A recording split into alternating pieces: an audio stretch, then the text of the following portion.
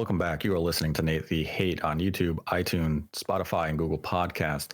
Be sure to like the video and subscribe if you haven't subscribed to the channel already, and ring the notification bell in the upper right-hand corner so you're notified each time a brand new episode goes live on YouTube. And I'd like to welcome in my co-host, Modern Vintage Gamer. Hello, Nate. It's great to be here. Thanks for having me on as always. It's always a pleasure having you. We have a couple of interesting topics to discuss this week. The first one comes from Sony, and the second one comes from Nintendo. But first, I'd like to give this episode's dedication out, and today's episode is dedicated to 4A Games' Andrei Korsenkin, who recently passed away. He was a very talented animator at 4A Games. You can see a lot of his work on Twitter, and the industry is a lesser place for his passing. But today's first topic is about the news that somewhat shook the Sony sector, or at least Sony fans wanted to believe it shook their sector. And it is the news that the PlayStation 5 has been, well, hacked, I guess you would say, or you could simply say the PlayStation 5 has now experienced a jailbroken moment. Mm-hmm. And this got a lot of people talking because they believe this could potentially lead to homebrew. And unfortunately, one of the things that comes with homebrew is you do see people take advantage of piracy. And Sony platforms are no stranger to piracy in a lot of ways. The PSP was a victim to piracy to the point where it completely collapsed the system because it was so simple to hack and modify that a lot of people were simply pirating games instead of buying software for the platform. And a lot of discussion around the PS5 being now jailbroken focused on that. But the true story about the PlayStation 5 being jailbroken is interesting, and it's something not a lot of people are aware of. Yes. You want to tell the story? Yeah, I'll give a brief background on it so people are now aware of it. So Sony has a website or programs known as HackerOne, where they let the community submit exploits that they have discovered in the security of hardware. And this particular exploit was discovered back in November of 2021. So we're talking almost a year now. And the exploit was discovered by Andy Nguyen, and he reported it to the HackerOne website and was awarded $10,000 from PlayStation in their bug bounty program.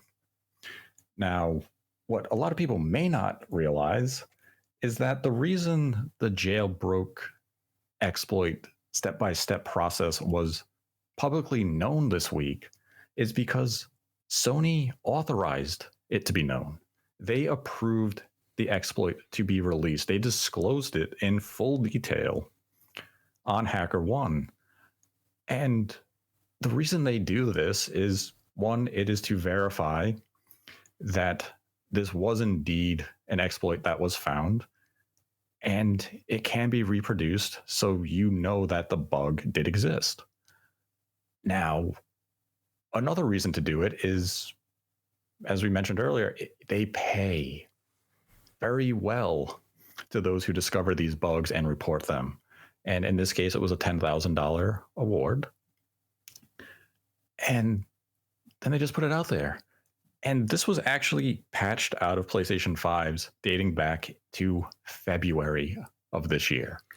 So right, well over half a year ago. And wasn't it originally discovered in PlayStation 4 hardware, I believe? Yes, the exact same exploit. Yeah, it was in PlayStation 4 hardware. Yeah. And then it was replicated on the PlayStation 5 to get the exact same, result. And it was reported. Sony addressed it.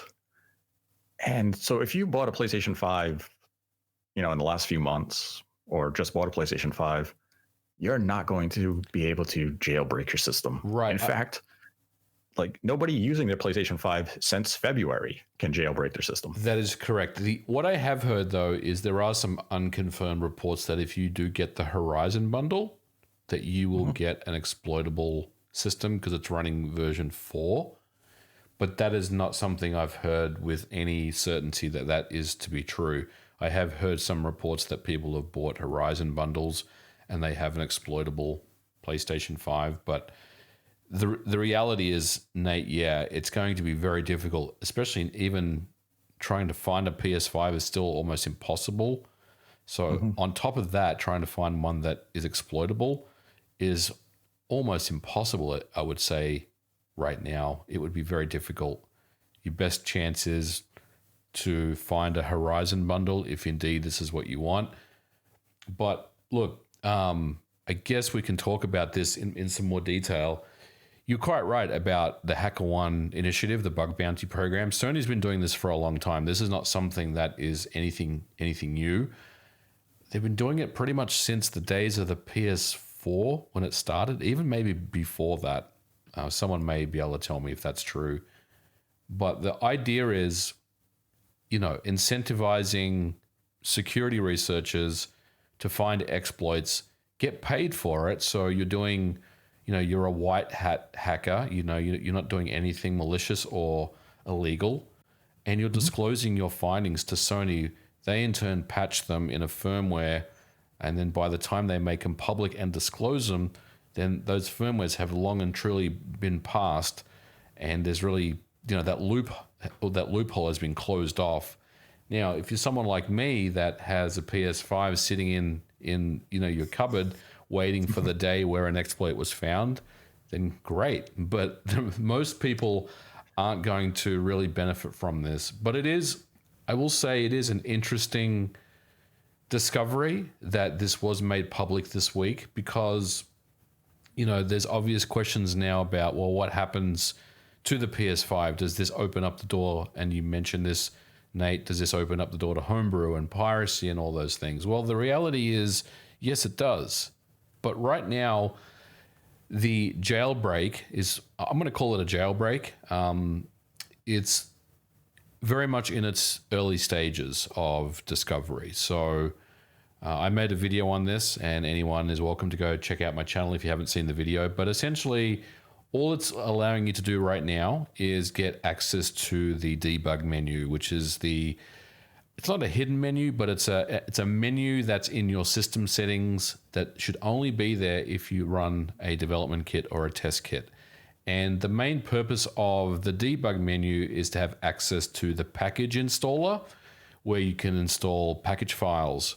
So if you have a copy of something on your flash drive that's a PKG file, you should be able to install it on your exploitable PS5. Now, unfortunately, you can't do that right now because there is still work to be done. There are still additional things and discoveries that need to happen. So I think it's interesting that this story broke this week in the news because there was a lot of, I saw a lot of, I don't want to say misleading, but I saw a lot of reports where the information that people were presenting was just completely inaccurate. And I think it really just goes down to that they didn't do enough research, right? So I read stories about how you can run PT and 60 frames per second Bloodborne is now a reality on the PS5. None of those things you can do right now. At the moment, the only thing you can do is access the debug settings.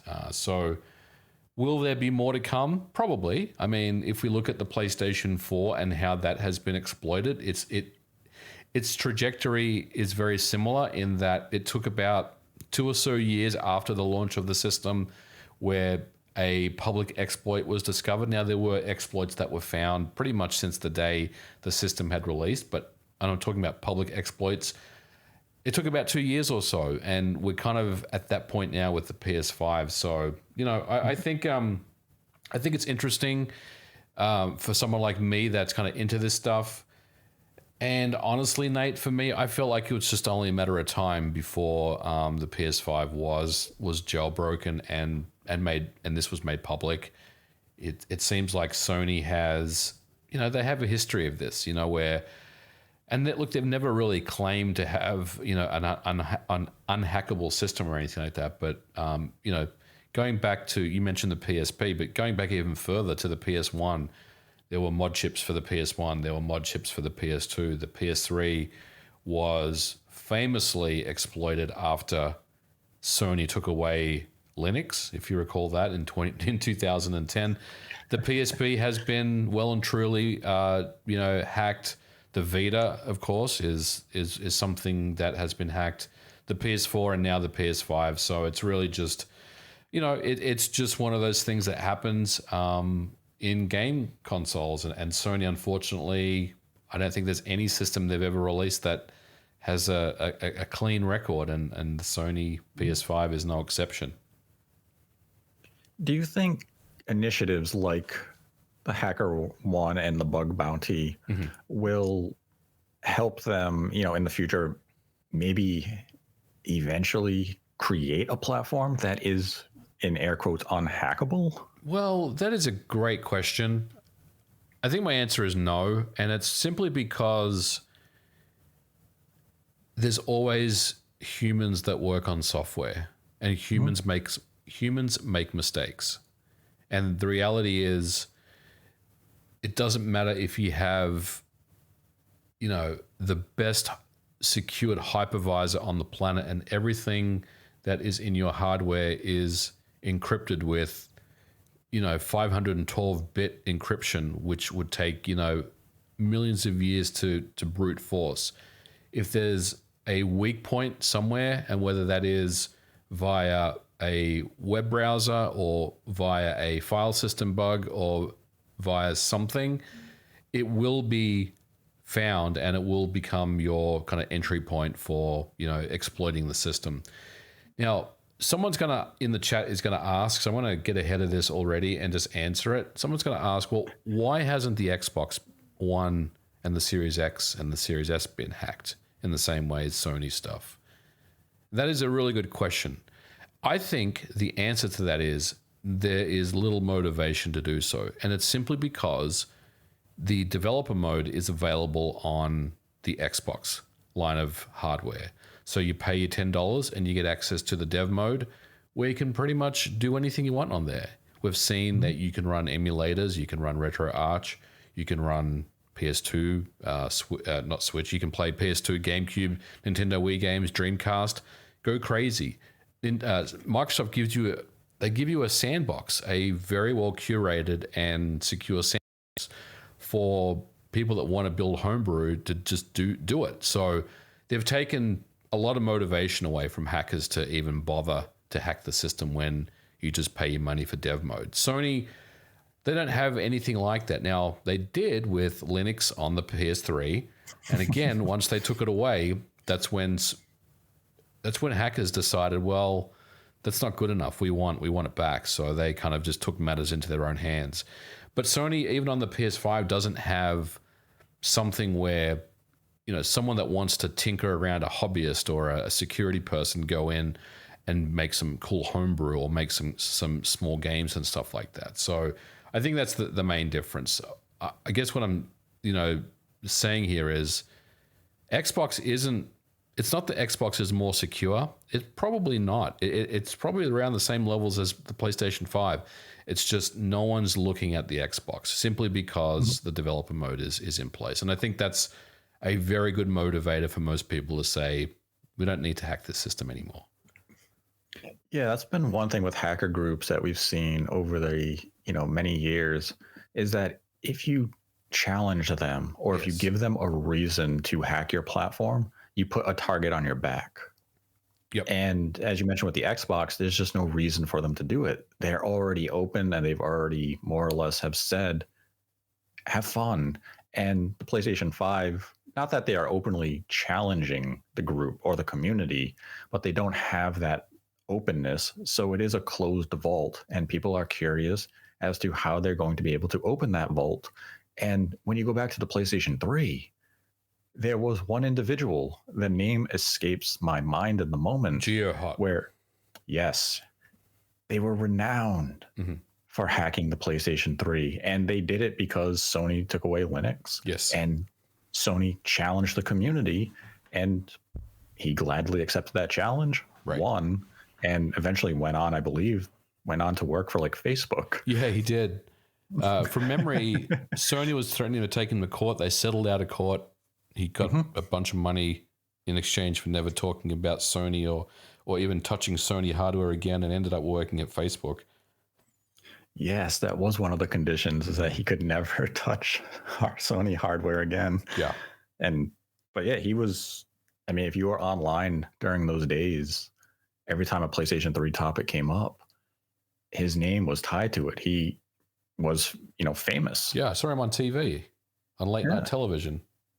He was a big deal during, those years. And, we're probably not going to have a individual reach that stratosphere of popularity or even recognition in the hacker scene now.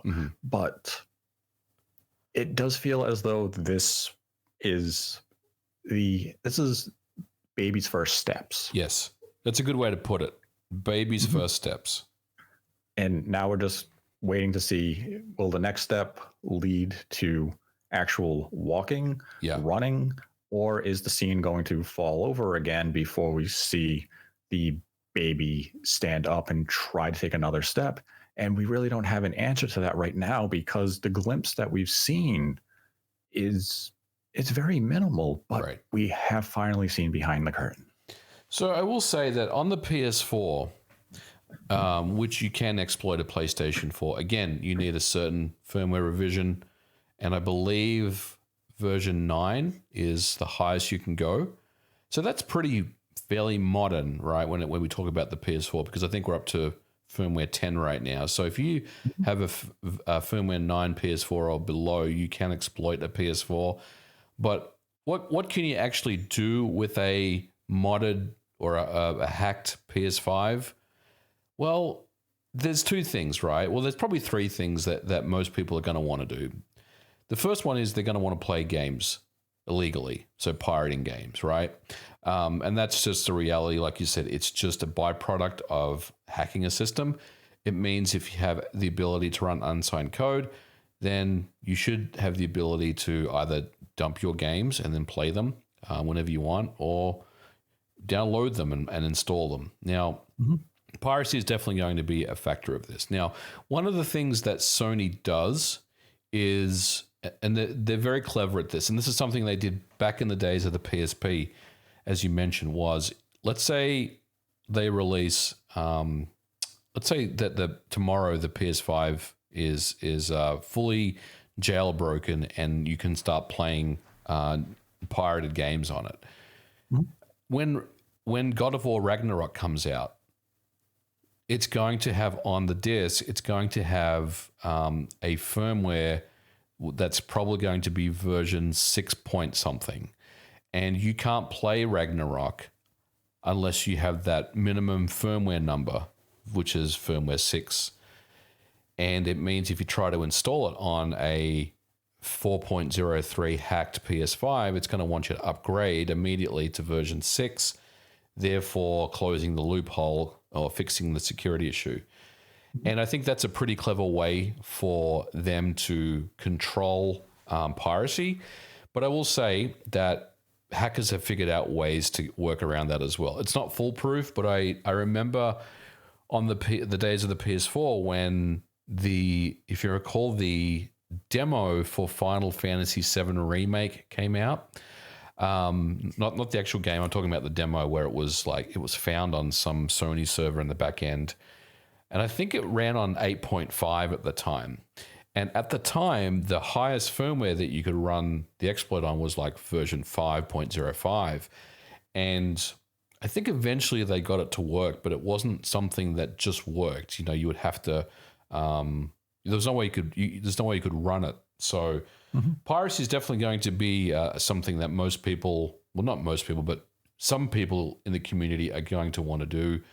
And that is unfortunate, because that's when we'll start to see PS5s, appear on eBay with a hard drive with, 30 games installed on it. And that's the kind of stuff that I will never advocate for. I think it's disgusting, and I think that anyone that does that should go to jail. I mean, you're doing illegal behavior there.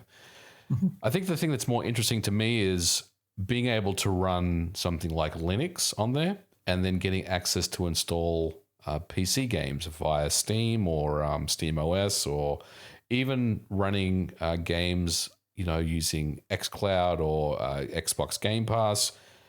Because all of a sudden now you have a pretty powerful game console that should be able to run games very, very well under Linux. And I think for me, that's kind of the most exciting part. But I mean, ultimately, it's not really anything that exciting anymore. When we talked about the days of, when you hacked the Xbox original or you hacked the PSP, you would put emulators and ROMs on there, and and it would be awesome. Even the Switch to a certain extent as well when that got hacked.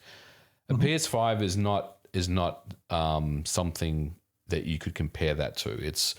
There are hoops that you have to jump through to exploit it, and it's not a easy and clean user experience. It's definitely someone, like you said, that has to really mess around with like the file system and configuration files and do all sorts of stuff. But so I think for most people, it's probably just a passing curiosity. But there is definitely a large portion of the homebrew community that is eagerly awaiting next steps here to see, how far we can take this. And I think, if you ask me, I think it's only a matter of time before we start to see, people installing games on there and stuff like that.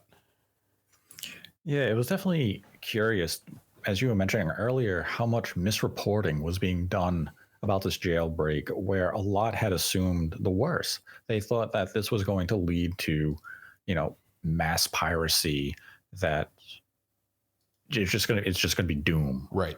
For the PlayStation 5 and for Sony. And that's why at the beginning of the episode, I thought it was important to give a quick background lesson as to what this truly is and what it means, and how the exploit has already been addressed. Yeah. Sony has known about it for 11 months. They patched it out 8 months ago. And it shows how, I guess you want to use the term reactionary. Yes. That you can see a lot of coverage where they just saw a tweet that had omitted some context, and that's not shaming Lance. Yeah, I mean, his video was, he jailbroke his PS5 and then he went to the package manager and he had PT there ready to install. Yeah, but you can't install it. Yeah. He had hope, though. Yeah, he had hope, and eventually, eventually he will be able to do that. But as of right now, you cannot do that. You're right. Yeah, so people saw that initial reveal, and they craft articles and videos of, of concern of what does this mean, and it was really just an additional few minutes of research, and you would have found out that this was old. It was already taken care of, and that Sony had authorized the disclosure publicly of what the exploit and bug actually are.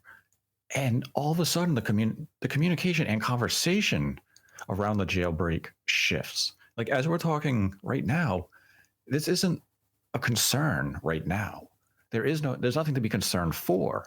It's, as you mentioned, a curiosity, and it's interesting for the homebrew scene and individuals like yourself to be able to take their older unused PS5s that had the low enough firmware to put this exploit in, see what is available there. And there are people deep diving this now. They're trying to see what's here that we can use to advance the homebrew scene. Is there anything that we can actually use from this? Because we know Sony's already, patched out this loophole. Yeah. But is there something that we can dissect here and use for future advancements? As we mentioned, this is a baby taking its first steps. We're all just waiting for the second step and wondering, when is it going to come? It could be 3 months from now, 6 months. It could still be another year. Right. But there is going to be advancement. Yeah. And, this was just step one in a mile-long race. Yeah, and one thing you mentioned there that I want to touch on as well is Sony. It seems like if you just look at this, if you look at YouTube videos and look at media articles about this, it seems like that Sony was caught, with a system that once again is exploited, and they're in a spot of bother, whereas that is not accurate at all. Sony is controlling this entire thing. Now, they obviously don't control if people are able to get pirated games running on an exploited PS5, but the entire messaging and the entire timeline of this exploit, Sony has been aware of since the beginning, since it was announced to them. And that is something that, a lot of people don't really can get their head around. Like you said, this is something that has been around for a long time. And ultimately, if Sony didn't want this exploit to be made public, then they would have stipulated in their HackerOne bounty that you cannot disclose this. But they did not. They were absolutely fine to disclose it. So that tells me that they are aware of it. They will keep one eye on what's happening in the scene. And I think from their perspective, their only concerns here is, and I don't even know if this is even possible, Nate, whether somehow people figure out how to run games on there and access the PlayStation network, even though you're running a very, very low firmware PS5. It doesn't sound like on paper that would be possible, but I'm not surprised by anything anymore either. So anything that could potentially mess with their online infrastructure or cheating online, things like that, running, the days of like Call of Duty lobbies and all that kind of stuff that happened, back in the mid 2000s, things like that. I think that they would be interested in, but the actual exploit itself and, what has eventuated to date, I mean, they're aware of it. They know exactly what's going on here. So I think, for them, hopefully this is the last time that their system gets exploited. But as we've seen, history will tell us that that's probably not true. I heard just today that even though this firmware exploit is for 4.03, I heard today that it also works on 4.51. So, like you said, there is a lot of people that are looking into this now, and whether it's a couple of weeks, a couple of months, a couple of years, we don't know, but there'll definitely be more coming from this, I'm sure. So that leads me to this final follow-up question of why should Sony disclose this information publicly? Why should they authorize a public disclosure of the exploit and the steps taken to take advantage of a security flaw? That is a good question. I don't really aside from monetary gains and the bug bounty. I'm not really sure why they would be okay with disclosing this stuff. Maybe it has to do with the fact that a lot of the tools that they use are open source, that they acquire licenses for. So maybe they have to disclose some of these things. So let's say, for example, so this bug, this exploit that Andy Nguyen, otherwise known as The Flow, had found last November was to do with the internet stack, I believe. And if that internet stack was developed by a third party and they licensed that code, then maybe they have to disclose that in a public forum. Maybe the license stipulates that. But I don't know. I don't know if it's one of those things where it's like, if you take care of us, we'll take care of you and we'll be sure to disclose it. Maybe it's more about crediting the security researcher with the find publicly in an open forum. I don't really know. I'm just making guesses, and I'm actually curious to hear what you think, because I don't really know what the main benefit would be in that scenario. Yeah, I mean, disclosing it really, it kind of baffles me because if they are, submitted the bug log, they address it, they fix it. Now they never put this out publicly.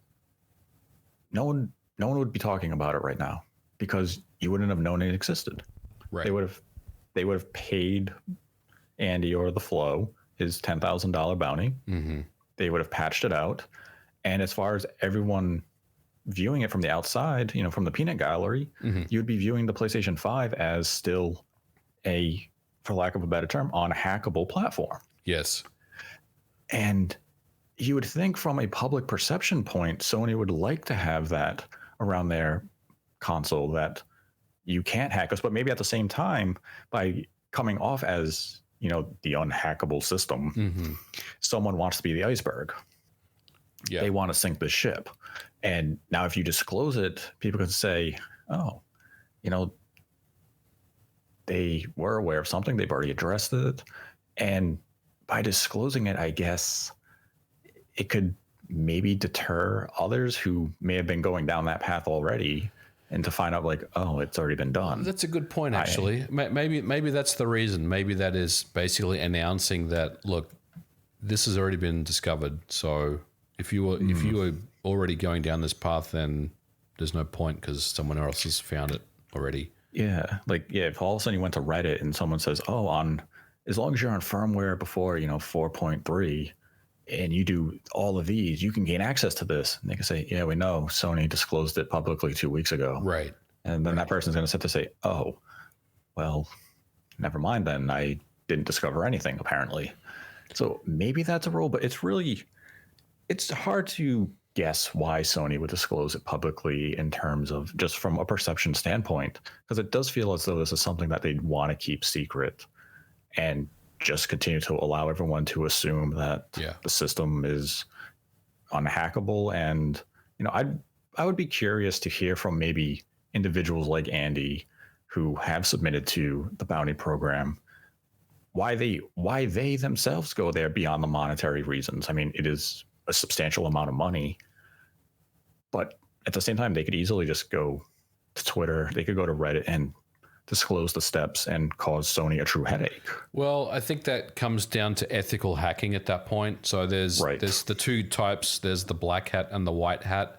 The white hats obviously are the ones that work with the company and do not do anything malicious. They disclose these things. The black hat hackers, and I got to be honest, political correctness 2022. I'm not even sure if that's what I should be saying anymore.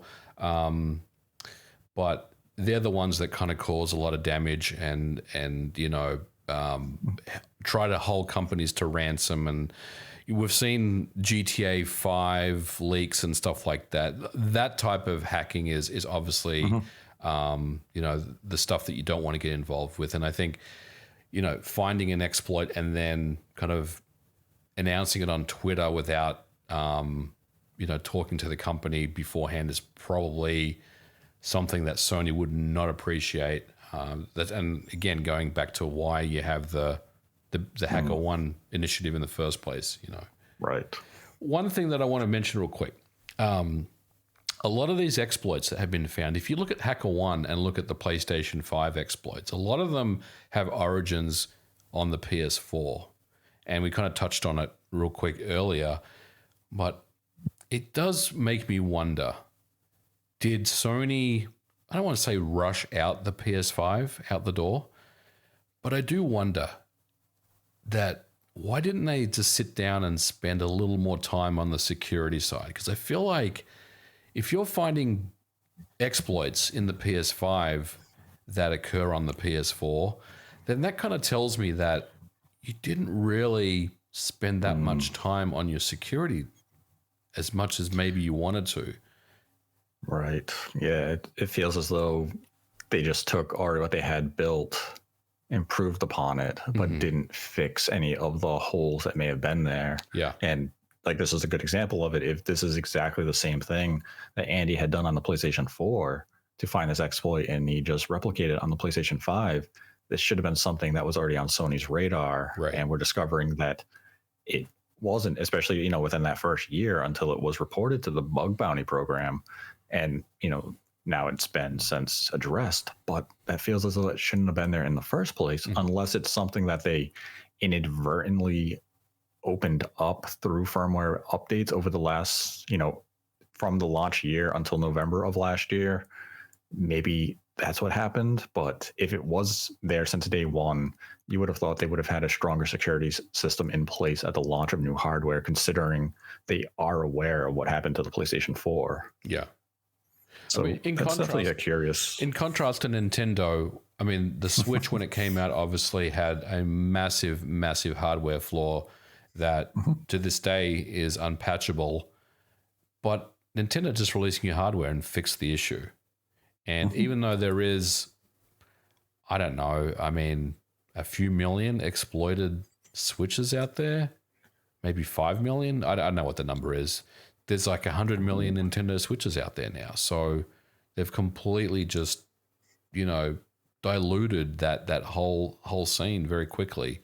And now it's more of a, like you said, just like a hobbyist thing, or it's just a very small community really that has Nintendo Switches that are exploitable.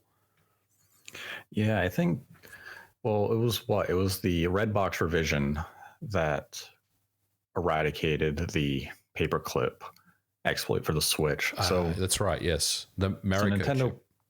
So Nintendo may have had in the area of closer to 30 million systems out there that could be exploited. That's quite more than I thought. So, but out of that number, how many are actually within the community who want to hack or modify their system in any way? So probably in terms of active users who are curious in the homebrew scene or piracy, that's probably closer to the number were quoted at 5-6 million people. Yeah. Because out of that mass amount, how many are kids? Yeah, exactly. And they're not taking paper clips to their Switch. No. My kid has a launch Switch, which I know is exploitable because by definition it is, but we've never modded it or anything. There's he's not interested in that at all. Yeah, it's definitely, the jailbreak situation was definitely a topic that was worth having the conversation on, and I hope everyone who would listen to this came away more informed on it. And if you saw the headlines and thought this was bad news for Sony, you can now leave realizing this really wasn't anything for Sony. They are the reason it was known. It's the reason you're seeing in headlines right now. It's the reason we're talking about it. They authorized it, and Sony is 2 steps ahead of us on this because you have individuals like Andy who are finding these exploits. They are reporting it to Sony. Sony is in turn paying them handsomely, in fact. And this is the cycle of keeping a system secure, but it is going to potentially allow the homebrew scene to advance, and it's going to be a scene that's going to be worth watching now that the first step has been made. I think so. I mean, we joke about playing PS2 games on the Xbox Series S via dev mode. Well, you never know. We may be playing Game Pass games on our PS5s. We'll have to wait and see. And if Half-Life Alyx doesn't come to PSVR 2, you could get Steam running on the PS5, play some Half-Life Alyx from your PS5. Maybe I'll plug in a third-party VR headset as well and play it. We'll see. Yeah, the possibilities are truly endless. And now the second topic for today, one that has lit a fire to Twitter. It was the Nintendo Direct, which had no video games, but it was the Super Mario movie. And it gave our first glimpse at the visual direction of the game, as well as hearing the voice actors and whether or not they captured the essence of the characters that they are portraying. And in the trailer, we heard from 4 characters.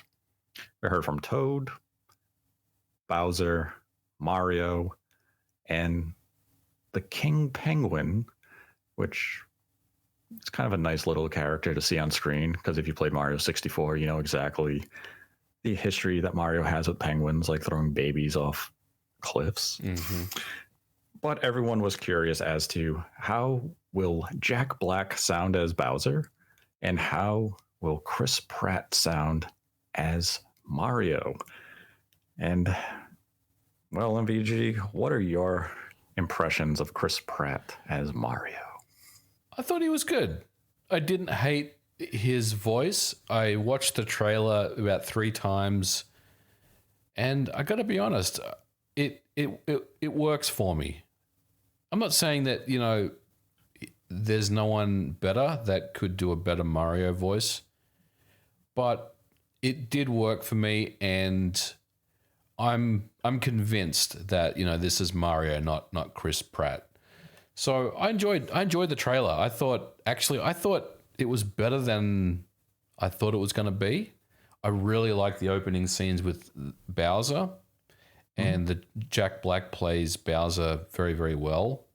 His voice is excellent, and there's enough here to make me think this is going to be a fun movie when it comes out. But overall, I was fine with Chris Pratt and as the voice of Mario.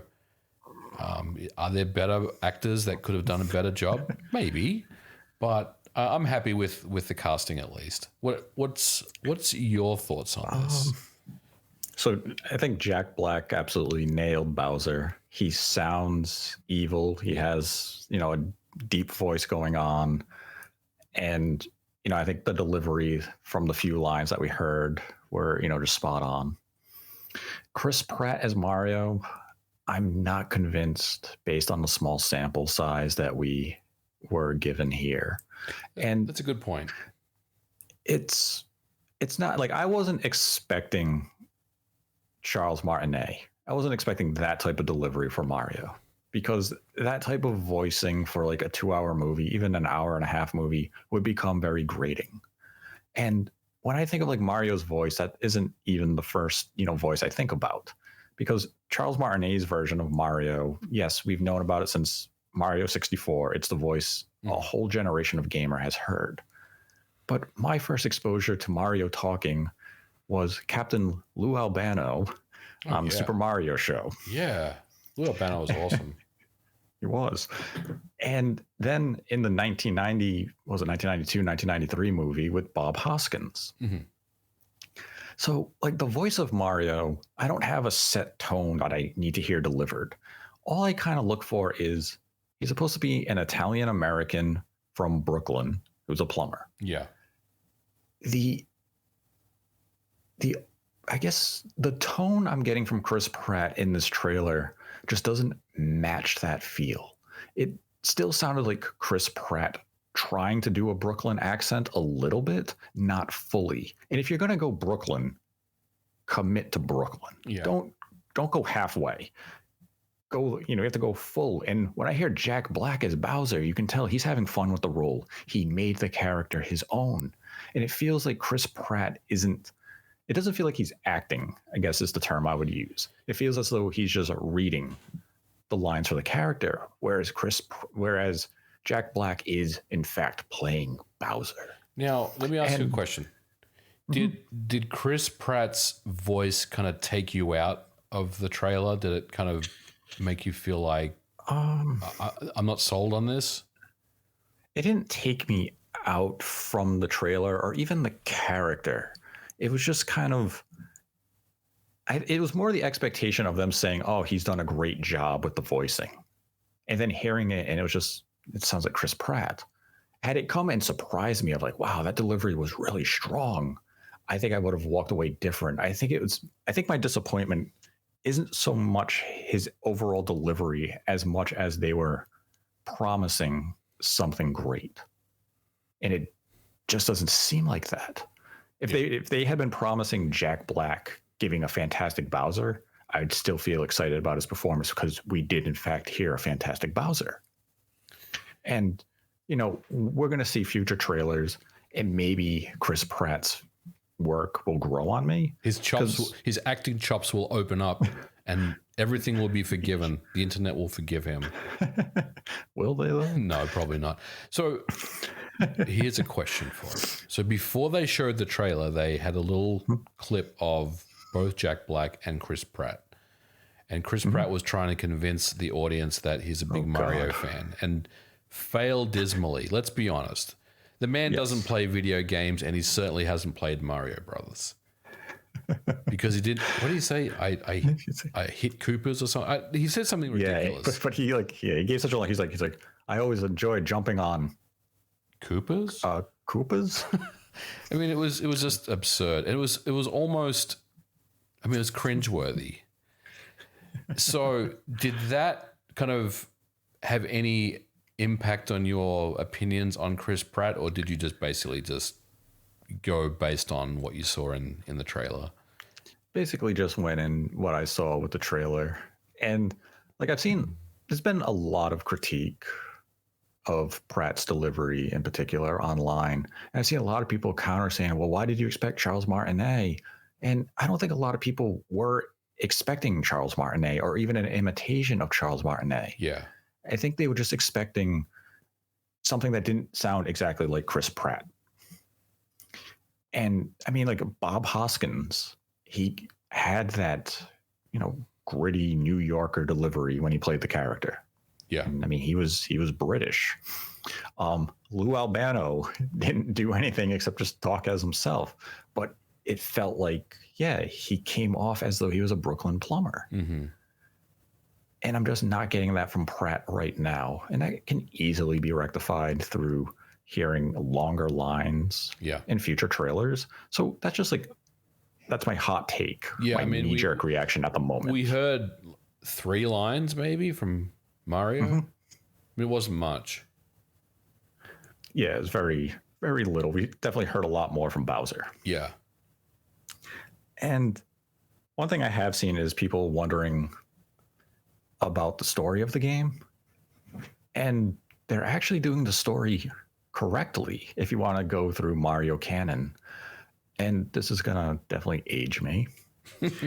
But as you noticed in the trailer, when we first see Mario, he's confused. Yes. He doesn't know where he is. So if you're familiar with the original Mario games or even the cartoon show, Mario is literally a plumber from Brooklyn who goes down a warp pipe and ends up in the Mushroom Kingdom. Right. He's not native to the Mushroom Kingdom. And the fact that they're referencing the true canon and the true lore in this movie was refreshing, because I've seen some people wondering, like, oh, how come he's confused as to where he is? That's how it happens. Yeah. Just a lot of recent games don't make that reference anymore. They just make you think he lives there. And the whole cartoon show was him and Luigi trying to find a pipe home, and they just never did. So from a visual aspect, I think they nailed the aesthetic of, the whole Mario universe. I think everything so live too. And breathed what you would expect Mario to be. Yeah. So, I mean, it has my interest. I mean, I don't know if I'd go to a theater to see the movie just based on the trailer we've seen right now. It looks promising. This looks like a big budget movie for Illumination. Oh, big time. Big time. There's a lot of money behind this film. Yeah. It looks like it's a big budget game, and I want to see another trailer. I mean, this was more of a tease than anything. It was a teaser trailer. Like, we didn't really get much out of this. I'd like to see another trailer before I decide if I'm going to go see it. I think, based on at least this first bit, it looked really good. It surprised me, actually, how good it looked. I didn't think it would be this high of a budget, but of course it's Nintendo. They've got millions of dollars in the bank that they can spend, and this this Nintendo Pictures initiative that they're doing seems like maybe it's a longer term thing for them. But yeah, I mean, overall, I was surprised. I enjoyed it. I was okay with Chris Pratt. I had no real concerns with him. Now, I mean, on the flip side of what you said, when we hear more of Chris Pratt in the movie, that my opinion could change. I may not like how he talks in the movie, but based on the 3 lines that I heard, I was okay with it. And as long as it's not Chris Pratt's voice coming out too much, then I think I'll enjoy the movie. there was one line that made me laugh just because of the obscurity of it. Is the trailer ends with Mario saying, "Here we come." One of Mario's catchphrases is "Here we go." Here we go. Not here we Why come. is he saying "Here we come"? I don't know. Could have said "Here we go." Right. That's a good point. But you have to remember Miyamoto is he's like the creative influence on this movie. Like I heard that line, I was like, but "Here we go" is right there for you. And you said, "Here we come"? Yeah, that was weird. The other thing is, I did see the trailer in other countries in the world, like France and Italy and Germany and Spain. Have you seen some of those trailers? Yes. And people are saying that the voice of Mario is more authentic in those. Well, I mean, of course, especially the French and the Italian ones. But what's considered authentic in this case? That's what, I guess that's what I'm getting at, right? Like, and you were touching on it before. Maybe the Mario that we have here in the US, Chris Pratt, is not New York enough. It's not Brooklyn enough. Maybe we did need to cast a native New Yorker or someone from Brooklyn to really fit into that role. And there's probably some actors that could take on that role. I would say. Mm-hmm. So yeah, it is interesting that they chose Chris Pratt for the spot in the end. I mean, that's the thing. I mean, imagine if you had like Michael Imperioli as Mario. Yep. I mean, I get it. Picturing Christopher Moltisanti from The Sopranos as Mario may be a little odd, or Al Pacino. Mm-hmm. Pacino would be good. The only thing with Pacino is I feel like his voice is too raspy now because he's kind of really old. He's got that Pacino voice, Yeah, if it was still like Michael Corleone age. That'd be cool. But like even like John Turturro. Yeah. He, it's... I think the problem is they wanted a big name to play Mario. And unfortunately, the best they could get was Chris Pratt. I don't know. I mean, damn, if like James Gandolfini was still around, could you picture Tony Soprano voicing Mario? Oh, yeah. But I think that's how I pictured Mario to be for this movie, is more along those lines. And Chris Pratt just hasn't delivered a performance to get to that level yet based on the small sample we have. And, as you were saying, we need to see a longer trailer before we can really come to any concrete opinion as to whether or not Pratt was right for this role.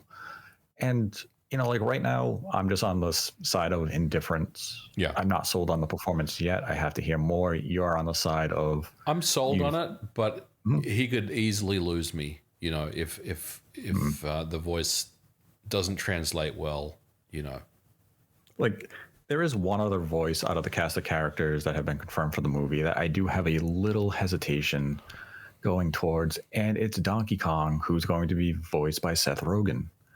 If it's just Seth Rogen talking, that may take me out, because I can't picture a stoned Donkey Kong. Yeah, I mean, I can see that. I could see that could go badly.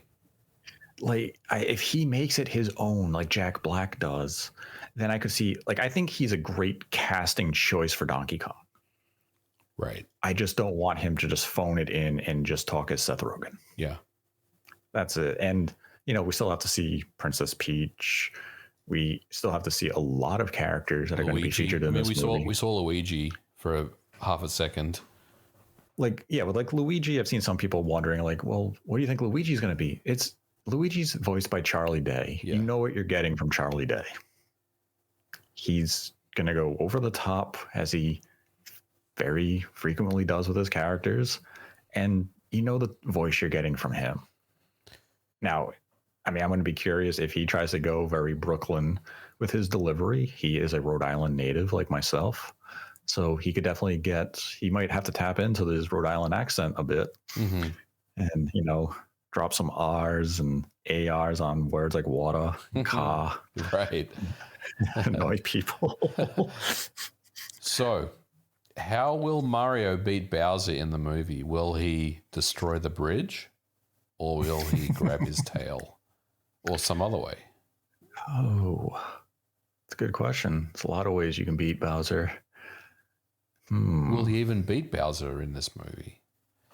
Well, I mean, that's the thing. Can you really truly ever beat Bowser? And if we look at like the intro, and as I was saying, they are referencing the lore correctly, you would imagine they're probably going to do a reference to the original games of Bowser falling off a bridge or whatever into the lava pit. Mm-hmm.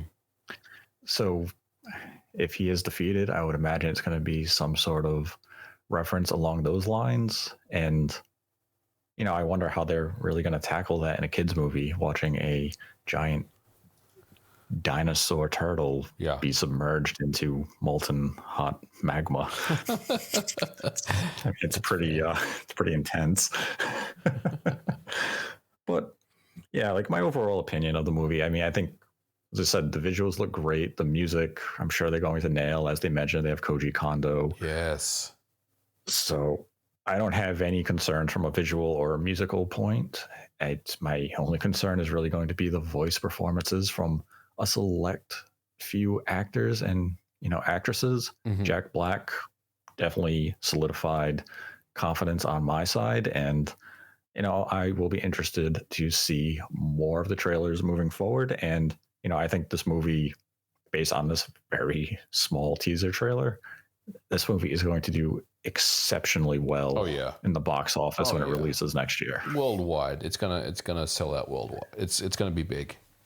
Yeah, this is going to be by far the biggest video game movie ever to hit theaters. Mm-hmm. And after I see a couple more trailers, I may even go to a theater and check the movie out, because, like I said, the visual aesthetic is just really damn good. Yeah, and hopefully we've turned a bit of a page with video game movies. The Sonic movies have been good. Both of them I enjoyed.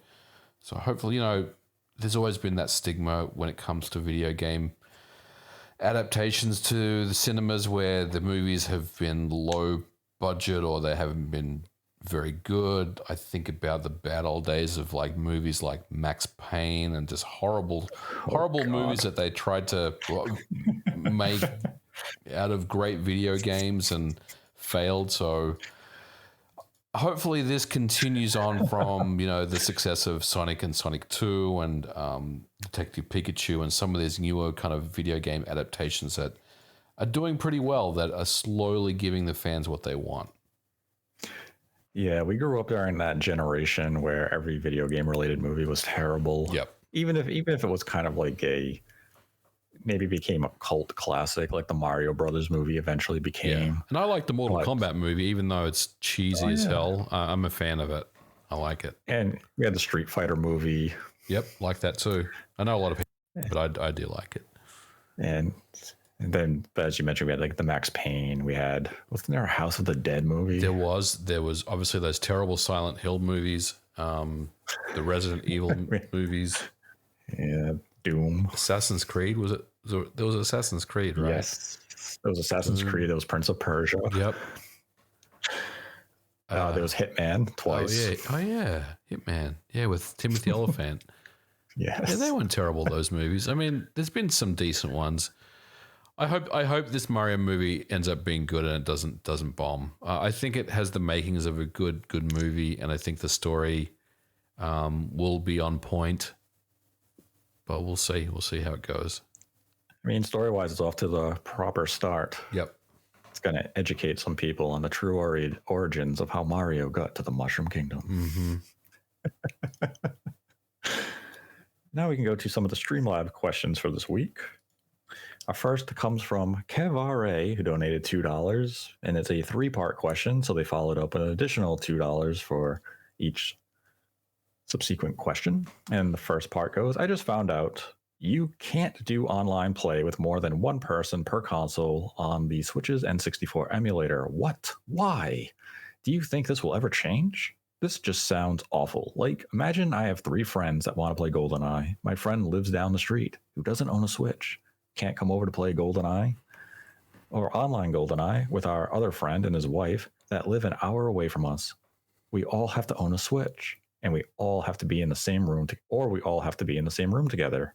Now, I don't actually have friends, but if I did, I would be very upset by this. A good hypothetical. Does this not work? Like, I'm thinking about Star Fox 64. Does that not work in the way that he is saying? I've never tested it. I've never tested having a local player with me than going online. Yeah. But I mean, you would imagine from an infrastructure standpoint, it shouldn't matter since the NSO's N64 online is just ad hoc, where it is simply replicating that an additional controller is plugged into the system locally. Right. So I don't see why having a local player would disrupt that. Yeah, I would agree. But I haven't tested that out, so I'll have to take a look. Yeah, I would have to look into that and actually test it and discover if that is the case. And if it is the case, it's actually a baffling decision because I don't see why this should be a limitation on the emulator. I would imagine it would be able to recognize it just go about it. I would agree. It would be baffling, yeah. Yeah, it's a curious development, something I have to look into. Then had a question from Zubmer, who donated $1 and writes, clarification on last week's question. I was asking about the logistics of developing a brand new game meant to run on the Analog Pocket, something akin to the Good Boy Galaxy. Oh, okay. We're talking about FPGA and stuff. Well, I mean, I guess what you're asking for, and if I'm not understanding this question properly, I apologize. But see, if you're saying developing a game for the Analog Pocket, then you're essentially saying that you're building a Game Boy or a Game Boy Color or a Game Boy Advance game that runs on the Pocket. So to do that, I mean, isn't difficult to do. There's open source, there's homebrew development kits that you can download for any of those systems and make games on. But again, if I'm not understanding what you're asking, I apologize. But like, I think we've covered both the FPGA side and the software side. But yeah, hopefully that answers it. Hopefully that answers it. I think that's the angle they're going for this. Then had a $1 donation from Jackie G, who says, do you think Reggie has hacked his 3DS yet? I don't think Reggie has turned on a 3DS, a Switch, or any Nintendo-related platform since he left Nintendo. And I think he rarely turned them on when he was at Nintendo. Jim Ryan, Doug Bowser, Reggie, none of these guys play video games. Come on. I mean, we have video proof of Reggie playing Smash Brothers at E3 MVG. Yep. And he did horrendously. In a public forum. Yep. And we also saw him play Mario Kart on the 3DS where he continually crashed into the wall.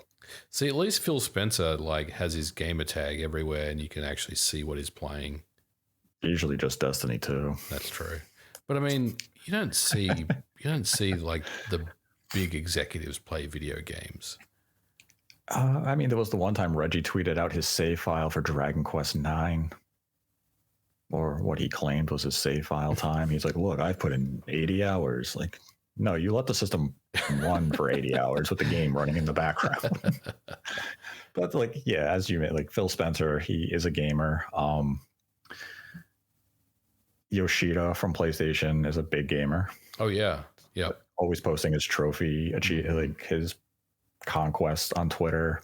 So there are some CEOs within game companies who are big gamers, but Reggie Fils-Aimé isn't a gamer. He didn't hack his 3DS. No. Probably hacked his Switch, though. Probably, yeah. Then had a $1 donation from Ian H. Sai. Right, hi, Nate and MVG. Last episode, you guys talked about games costing higher than they do in the US. That reminds me of a weird case in Taiwan. Here in Taiwan, Elden Ring cost around the equivalent of $40 US, whereas other games cost around 60. 1 second, this comment is continued on YouTube in the comment section. All right. So when later games come out selling for $60, some people, which I deem ignorant, would comment, this game is okay, but Elden Ring cost 40. What do you think about this pricing and about people's comments? I wouldn't know why Elden Ring would cost 40 in that scenario. Seems interesting to me. Yeah, I'd be curious as to why it was cheaper compared to other games in the region. But as for like individuals who are going to say, well, yeah, this game's good, but you know, it's no Elden Ring, and Elden Ring was less. That's where the pricing debate on gaming is a curious topic, because I don't think one should use pricing to dictate quality. Yeah. So like in this example where they say, oh, you know, like, yeah, the game's okay, but Elden Ring costs $40. So it seems as though they're saying, I'm not going to buy a game for 60 because Elden Ring is cheaper. Right. Why, like, what's the intent for doing that? It's in that scenario, for whatever reason, Elden Ring is cheaper. But if the standard of games is typically the equivalent of $60 in Taiwan, then I would just say, cool, I got the game at a discount compared to the standard price. So, I mean, I would agree with your assessment of individuals who are using that type of line are ignorant.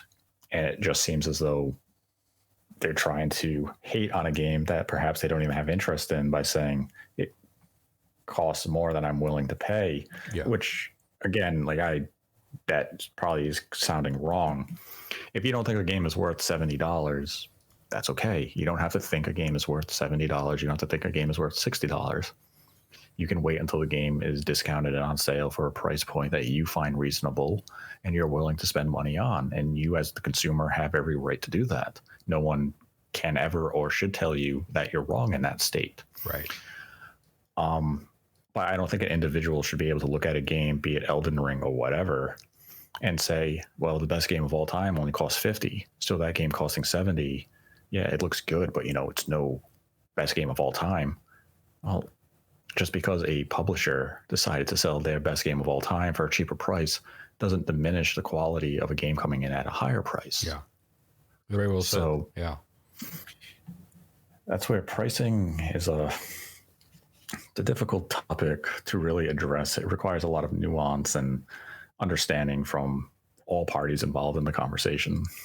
And if anyone's using pricing as a defense of trying to dismiss a game, yeah, I would say that they are ignorant. Then the final question for this week in Streamlabs comes from Figment, who donated $1 and writes, would a connection between a new hardware and Tears of the Kingdom be a reason why Nintendo hasn't shown much of the game and that it was delayed until May 2023? Also, the May date is curious too. How do companies determine exact release dates? So I don't think Nintendo is holding back gameplay footage of the title due to hardware, because at this point we've seen the game running on the current Switch. So they would just continue to show you assets running on the current Switch hardware that everyone can currently own, and they can show as much or as little of the game as they see fit. I think they just want to keep as much of the gameplay surprise in regards to Tears of the Kingdom as they can, and they're doing their marketing very deliberately. So they're intentionally showing us just bits and pieces of the game, and likely leading up to what would be a true blowout, probably sometime in the first half of 2023 as we get closer to release.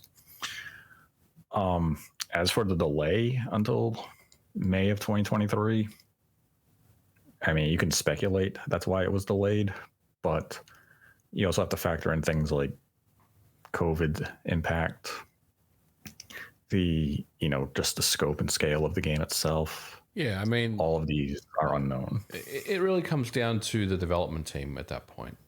When they think they're ready to ship the game is probably what they're looking at. Yes. They were probably told, we feel confident we can be code complete by, I'll just say April.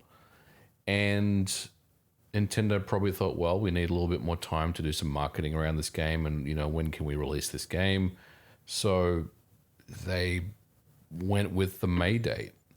And for me, I would say most of the time, if a date's going to be picked, then it's based on where the game is at as far as being feature complete. Is there a release candidate ready to be tested and everything like that? There are situations, of course, where the publisher takes matters into their own hands and demands that a game is available at a certain time. And we look at a game like Cyberpunk is a great example of that, where the publisher pretty much dictated based on pressure from the shareholders that the game would be coming out. And when it did, it was an absolute disaster. But I think most of the time it's going to be based on what the publisher was told from the development team as to how far along they are and how much more time they think they need before the game can be shipped out the door. Yeah, I mean, Nintendo is definitely looking at the state of this game. And even if the game could come out earlier, Nintendo will also choose May based on marketing studies and figuring out the best time for maximum impact. Because you can look at a title like Fire Emblem Engaged that's coming out in January. Now, what that says to me is that game, if they wanted to, they could have released it this year. Easily. The game is done, and it's just them saying, well, we don't need it for this holiday, so we'll hold it for January when people have some holiday money or maybe looking for a new game. We get to end our fiscal year with a big release. And with Breath of the Wild 2 or Tears of the Kingdom in May, they're looking to start the new fiscal year with a major release, strong software sales. And one thing I think has hurt the game in terms of public discussion is that people like to reference how long it's been since the original game, since the first game came out. So we're going to be going on 6 years when Tears of the Kingdom launches in comparison to when Breath of the Wild launched back in 2017. And people say, well, why did it take 6 years? It's reusing assets, it's blah, blah, blah. And that's not a fact. Is it sharing some assets? Yes. But a lot of people have assumed, and incorrectly have assumed, that it's using the exact same engine. Nintendo has shifted things. They're using an improved engine. They're using better tools, and that requires a lot. They didn't just take Breath of the Wild 1 and say, oh, we just have to build some stuff in the sky. Yeah. Here's the game. If that were the case, the game would have been out 3.5 years ago. Right. And remember, the game was originally developed on a Wii U, right? So, I mean, things have definitely progressed since then. Like you said, the engine has morphed into something else, and the tools have become better. And this is truly the first Zelda game running on the Switch exclusively that has no ties to the Wii U at all. So, yeah, you're absolutely right. Things have definitely shifted a lot since the original game came out in 2017. So I think that's kind of hurt the game in some discussion points where people are just like, oh, it's the same assets, same engine. It should have came out a lot quicker. Well, because all those assumptions are incorrect. Yes, absolutely agree. And even if they do use some assets and some animations, that's only one small piece that we're talking about. You still have to come up with a story. You still have to come up with the gameplay elements and all the different systems in this game that's going to be, that's going to use. There's so much more that goes into it than just lifting assets. That's really sure. It may save some time, but I think overall it's pretty negligible the amount of time that you would save if you're just reusing assets and stuff. I mean, even this, like, the assumption that it's the exact same engine of Breath of the Wild 1 isn't one people should make. That has never been disclosed publicly by Nintendo. They could be on a new engine completely that just, maybe has some similarities to the Breath of the Wild 1 engine in terms of physics and stuff. And that's why whenever I see people make an article or a video saying, where's the game? Is Nintendo incompetent? What are they doing with this game? don't assume you know what's going on behind the scenes in development. Right. There's always a reason for these things to happen. Nintendo didn't just sit there for a whole generation working on this game and said, we can just drag this out for 6-7 years, however much time we need. There's a reason behind this. And when the game comes out next year, we'll learn exactly why. And if it's because they went to a new engine, even if they are reusing some assets from the original game, that explains why. Mm-hmm. So I don't think one can safely come away with a conclusion that it's related to new hardware, because there's a laundry list of reasons as to why the game's coming out when it is and why it was delayed. Yep, agree. And that was the final Streamlabs question for this week. If you'd like to support the channel, we have a Streamlabs link in our description below. Donate any dollar amount, ask a question. We will answer it at the end of the episode. Donate $100 or more, and we will dedicate the episode to you. And today's episode, once again, is dedicated to the memory of Andrei Korsinkin of 4A Games. And I'd like to thank MVG for joining me, as always. Always a pleasure, Nate. Thanks for having me on. It's always a pleasure talking to you. And let us know your thoughts on the PlayStation 5 jailbreak situation, as well as your reaction to Chris Pratt and Jack Black in the Mario movie teaser trailer in the comment section below. Like the video if you enjoyed the video. If you did not like it, give it a dislike. And until next time, continue to embrace the hate.